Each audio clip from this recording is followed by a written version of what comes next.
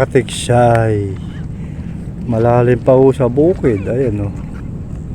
Kaya di po tayo makapaniksay. Saka po doon sa ilog, malabo. Ano, lawak po ng tubig. Water world. Ayan. Ayan. Taliman po ng palay. Ayan. Mga nalubog pero wala pa po palay. Ay, lalim po mga katiksay. Napakalalim. Yan. Yan po epekto ng matagal na pag-uulan. Yan.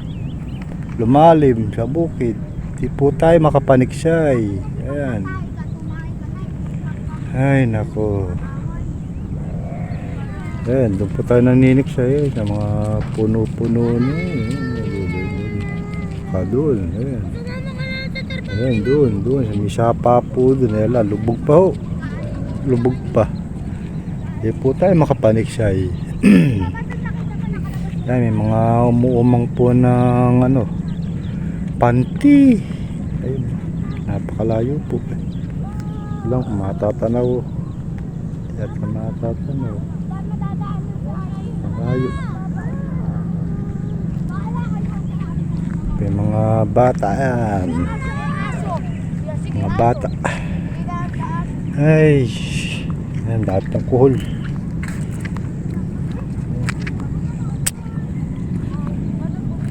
Ito po yung karsada. Yan, lubog po.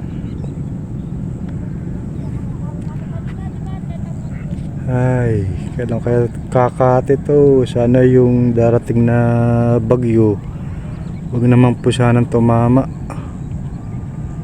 Para bumabaw-babaw at makapagtanim na po ng palay.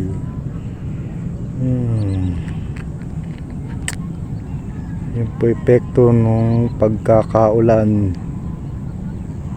Lumalim. Ayan. Di pa tayo makasagad doon sa dulo ng karsada. May tubig po. Saka di ko malaman kung kailan tayo makakapaniksay.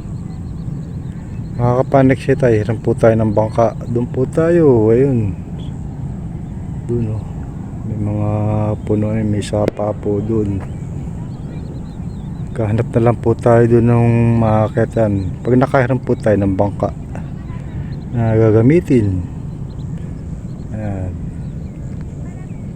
Puro tubig.